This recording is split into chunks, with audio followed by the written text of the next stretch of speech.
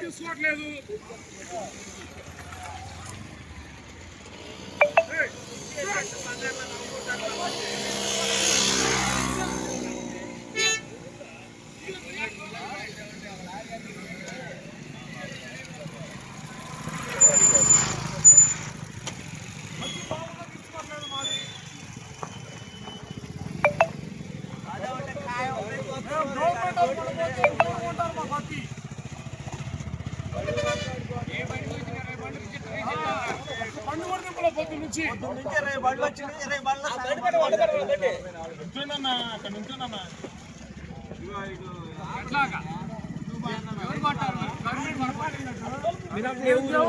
ప్రతి బండి రిజెక్ట్ పడుతున్నా, ప్రతి బండి రిజెక్ట్.